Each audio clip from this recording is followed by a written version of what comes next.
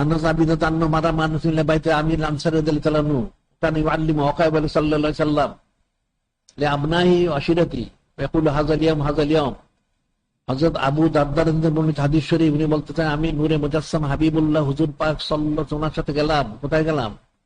আমের আনসারী রাদিয়াল্লাহু আনহু বাসায়। যে দেখি তিনি বলতেছেন, তালিম দিতেছেন লে আবনাই আশিরাতি, ওনার আলাওলাদ আত্মীয় গোষ্ঠী সবাইকে জমা করে, আত্মীয় স্বজন আলাওলাদ সবাইকে জমা করে তিনি নসিহত করতেছেন। বলতেছেন, কি বলতেছেন? ওকায়া বেলাল সাল্লাল্লাহু আলাইহি ওয়াসাল্লাম নূরে মুজাসসাম হাবিবুল্লাহ হুজুর পাক সাল্লাল্লাহু আলাইহি ওয়াসাল্লাম বেলাল শরীফের ওয়াকিয়াগুলি বলতেছেন, হাযাল ইয়াউম হাযাল মুক দিন, এটা মুক দিন, এটা হইছে। এটা শুনে ক্বালা আলাইহিস সালাতু ওয়াস সালাম নূরে মুজাসসাম হাবিবুল্লাহ হুজুর কি বললেন?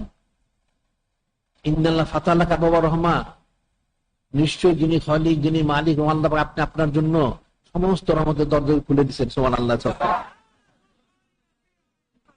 আপনার রহমত থেকে বাঁচিয়ে দিলেন। তুমি ফার রাসূল খায়রুন হাফিজা ওয়া রাহমাতুল লিল আলামিন, রহমত ওনার দরজা খুলে দিলেন, তাহলে রহমতের দরজা বন্ধ করে দিয়েছেন। আল মালায়েকাতু কুল্লুহুম ইস্তাগফিরুনা লাকা, সমস্ত ফেরেশতা আপনাকে মাগফিরাত কামনা, আপনার গুনাহ খাতাগুলি maaf করে দেওয়া হলো। সুবহানাল্লাহ।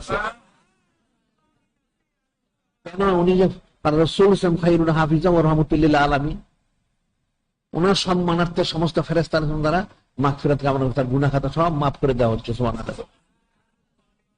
শুধু এতটুকু না, কত বড় রহমতুল লিল আলামিন, অনন্তকালের জন্য।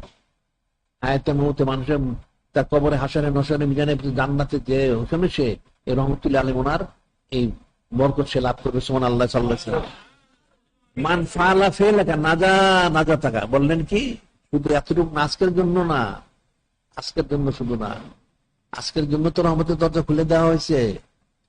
সমস্ত মাফ কামনা করতেছেন, হ্যাঁ করতে পারেন। তবে এরকম আমল যারা করবে, আপনারা হযরত সাহাবায়ে কিরাম রাদিয়াল্লাহু, আপনারা যেভাবে নাজাত লাভ করবেন, ওই সমস্ত উম্মতদেরকে কিয়ামত পর্যন্ত যারা আসবে, যারা করবে, তাদেরকে একইভাবে নাজাত দেওয়া হবে। সুবহানাল্লাহ। সাল্লাল্লাহু আলাইহি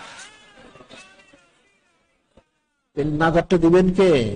নূরে মুজাসসাম হাবিবুল্লাহ হুজুর পাক সাল্লাল্লাহু আলাইহি ওয়াসাল্লাম, তিনি পার রাসূলুল্লাহ খায়রুন হাফিজাও ওয়া রাহমাতুল লিল আলামিন, উত্তম হেফাজতকারী, রহমতুল লিল আলামিন। ওনার উসিলায় সব হবে। মানুষ তো এটা বুঝতে পারলো না। সেইদ ফজিলত কত একটা কল্পনাতীত বিষয়।